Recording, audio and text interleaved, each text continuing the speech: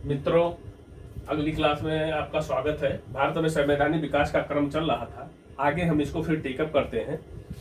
हम 1800 पिछले उसमें हमने देखा वीडियो में कि 1813 तक जो महत्वपूर्ण था मैंने बता दिया था।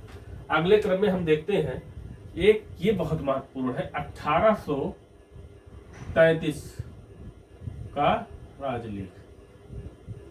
ठीक है, 1833 का राजलेख। आप इस चीज को देखिए, ये मैं कुछ महत्वपूर्ण चीजें नोट करके ना, आप लोग बस नोट कर ले।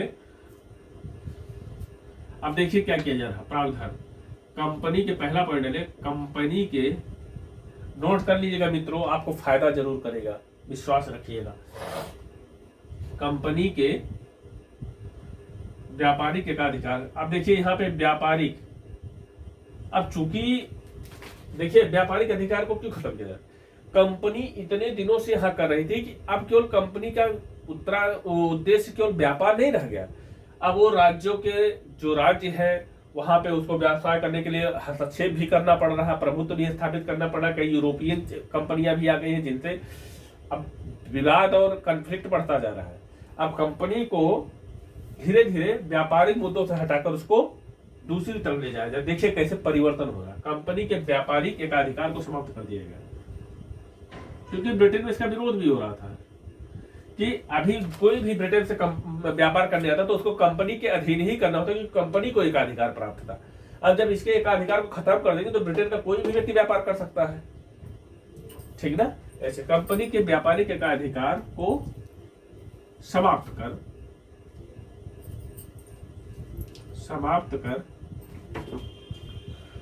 उसे प्रशासनिक और राजनीतिक संस्था बना दिया। अब देखिए उसे क्या बना दिया गया, प्रशासनिक और कौन सा, राजनैतिक संस्था।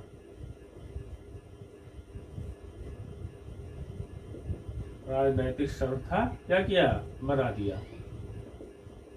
अभी तक वो कैसा था, एक व्यावसायिक कंपनी थी, वहां से इसका रूप परिवर्तित हुआ और प्रशासनिक और राजनैतिक संस्था बना दिए। ठीक है, अब क्या क्या कर दिया गया, भारतीय क्षेत्रों का प्रबंधन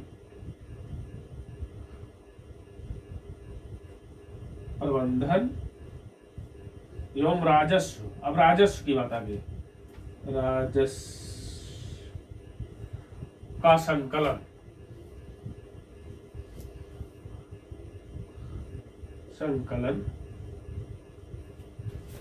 की जिम्मेदारी सौंपी गई।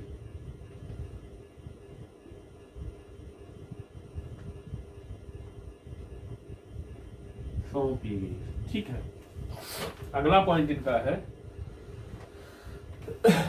महत्वपूर्ण, ये बहुत महत्वपूर्ण। अब देखिए अभी तक राजस्व का प्रबंधन नहीं था, अरे राजस्व की बात आ गई, महत्वपूर्ण। फिर अगला इंपॉर्टेंट टॉपिक लिखिए, गवर्नर जनरल, अंग्रेजी क्षेत्र का गवर्नर जनरल। अब क्या हो गया,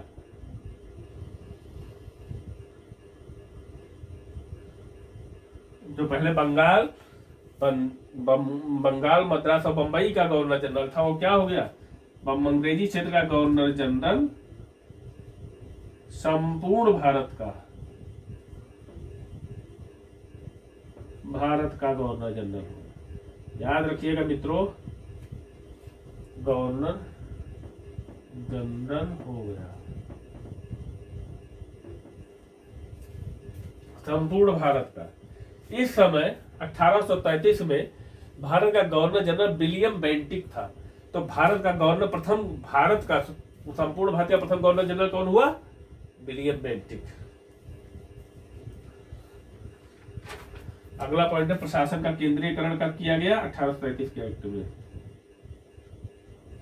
जो ये प्रशासन है, यहां पैसे लिखते थे, ये जो प्रशासन है इसका क्या कर दिया गया, केंद्रीकरण कर दिया गया। केंद्रीकरण मतलब कि सत्ता कहां आ गई, केवल गवर्नर जनरल के हाथ में। अब गवर्नर जनरल पूरा सब कुछ देखता था, ये नहीं है कि छोटी छोटी इकाइयों में बांट दिया गया है। ठीक है, जैसे केंद्रीयकरण का मतलब किसी एक संस्था के हाथ में शक्तियों का संचयन कर देना।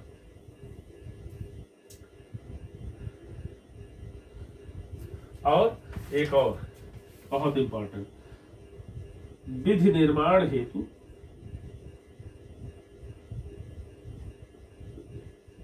विधि निर्माण हेतु विधिक सदस्य की गवर्नर जनरल की परिषद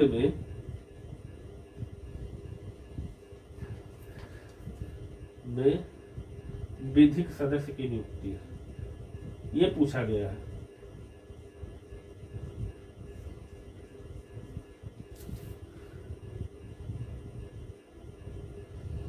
विधिक सदस्य की नियुक्ति पहली बार कब की गई?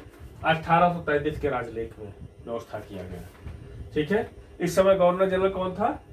विलियम बेंटिक था। याद रखिएगा मित्रों, ये इंपॉर्टेंट है आपका, ये बहुत इंपॉर्टेंट है, याद रखिएगा।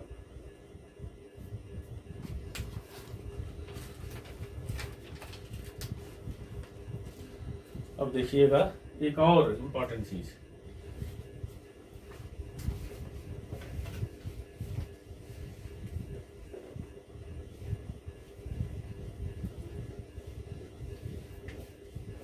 एक चीज और देखिएगा।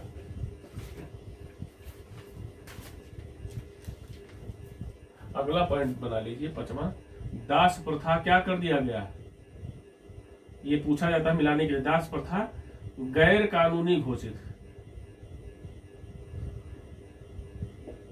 क्या हो गया? गैर कानूनी घोषित। और इस प्रकार 1843 में, देखिएगा ईयर देख लीजिएगा, 1843 में दास प्रथा का उन्मूलन कर दिया गया देश से। ये पूछा जाता है किसने किया? इस समय भी गवर्नर कौन था? विलियम बेंटिक था। ठीक है, ये इतिहास का विषय है, आप लोग देखिएगा, इतिहास पे पूछा जाए, इसमें पूछा जाता है।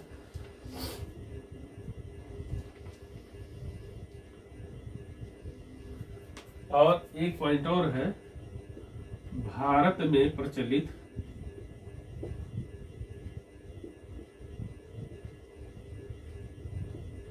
क्या रूढ़ियों और क्या प्रथाओं, इनको क्या किया गया? संहिताबद्ध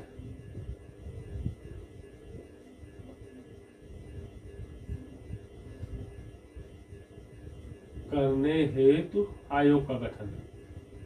यानी जो हमारे यहाँ प्रचलन में था उसको, ठीक है, संविधान इस प्रकार हम देखते हैं, नोट करके देखिए, संविधान निर्माण का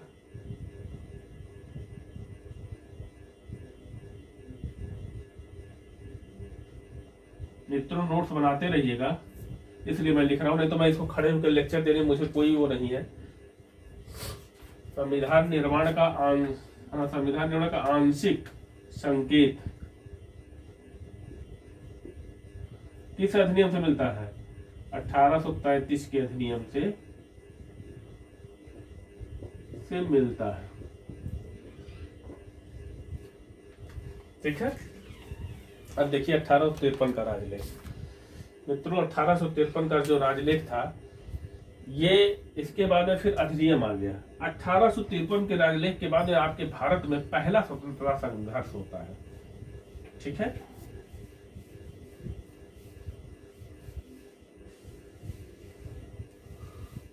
(1853) का अब 20 साल के लिए फिर कंपनी को अधिकार दे दिया। 1835 के अधिनियम में 20 साल के लिए फिर कंपनी को अधिकार दे दिया गया। अब आप देखेंगे 1853 का जो राजलेख था, इसी के बाद में आपके देश में प्रथम स्वतंत्रता संघर्ष हुआ। 1857 की क्रांति, महान क्रांति हुई। 1853 का राजलेख, ब्रिटिश संसद किसी भी समय कंपनी के भारतीय शासन को समाप्त करे। इसमें यह प्रावधान किया गया, संसद को शक्ति दी गई, मतलब ब्रिटिश संसद को यह शक्ति दी गई कि वह भारत में कंपनी के शासन को ब्रिटिश संसद, इस कानून के द्वारा ब्रिटिश संसद को शक्ति मिली कि ब्रिटिश संसद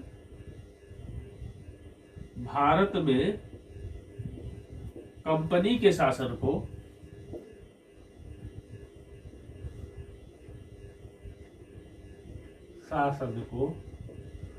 कभी भी समाप्त कर सकती है।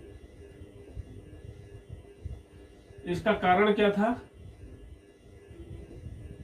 इसका कारण था हमारे यहाँ के लोग अब वहां जाने लगे थे, वहां के जनमानस में एक चेतना फैलने लगी थी कि कहीं ना कहीं कंपनी की जो कार्यप्रणाली है उससे यहाँ की जनता को एकदम त्रस्त कर दिया है।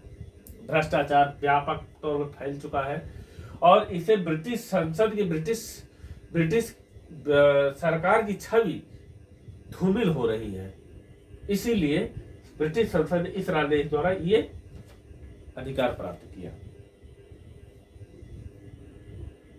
और अगला एक बहुत महत्वपूर्ण है, ये पूछा जाता है कंपनी के अधिकारियों प्लस कर्मचारियों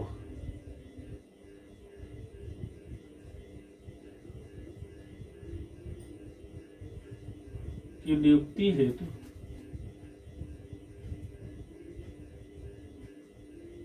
क्या हुआ? प्रतियोगी परीक्षा का आयोजन, जो आज आप IAS PCS का देते हैं,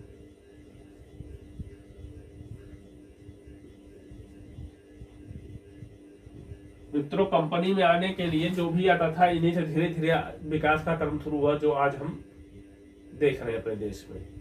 आप खुद महसूस करेंगे इनको पढ़ने के बाद में।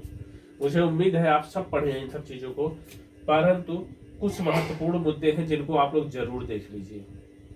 मैं हिट करता चलता हूं, उन लोगों को देखिए प्रश्न जरूर आए हैं। अब देखिए एक और विकास, जब आप संविधान पढ़ेंगे तब देखेंगे विधायी 1853 के राजनीतिक द्वारा क्या किया गया, विधायी एवं प्रशासनिक कार्यों को अलग रखे गए।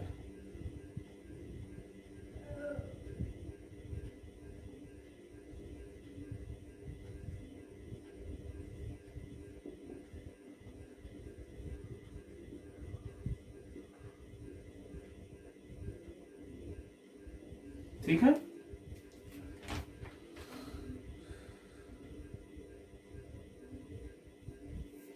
अब आप देखेंगे ये महत्वपूर्ण है, याद रखिएगा। अब मैं एक चीज बता दूं, अब तक आपने जितना राजलेख पढ़ा है उससे एक चीज स्पष्ट हो गया कि भारत में न्यायपालिका की, विधायिका एवं कार्यपालिका के कार्यों को अलग अलग करना, कंपनी के स्वरूप में परिवर्तन, पहले जहां वो व्यवसायिक कंपनी थी वहां पे उसको राजनीतिक और प्रशासनिक को बना दिया गया, और बाद में ये कहा गया कि जब भ्रष्टाचार और सारी चीजें वहां देखा गया कि उनकी छवि खराब हो रही है, तो उन्होंने ब्रिटिश ने एक चीज कहा, वहां की संसद ने कानून पास किया और कहा 1853 के चार्टर में या राजलेख में कि ब्रिटिश संसद कभी भी कंपनी के प्रशासनिक उत्तरदायित्वों को स्वयं ले सकती है अपने हाथ में और कंपनी को इससे मुक्त कर सकती है। ठीक है, अब हम आते हैं इसके बाद में हमारे देश में होता है 1857 में क्या हो जाता है, प्रथम स्वतंत्रता संग्राम।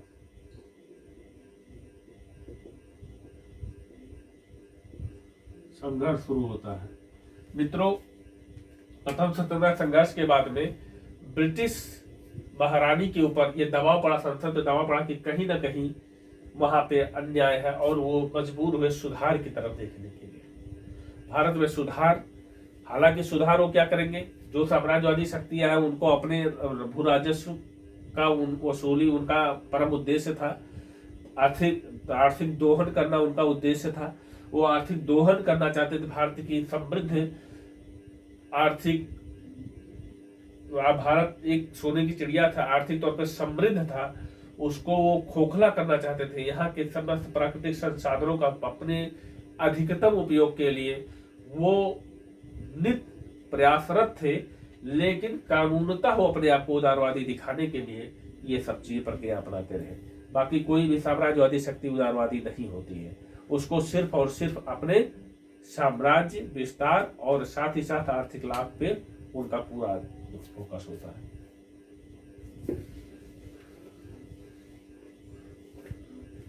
अब हम देखेंगे कि 1858 का एक अधिनियम आया, 1858 का अधिनियम।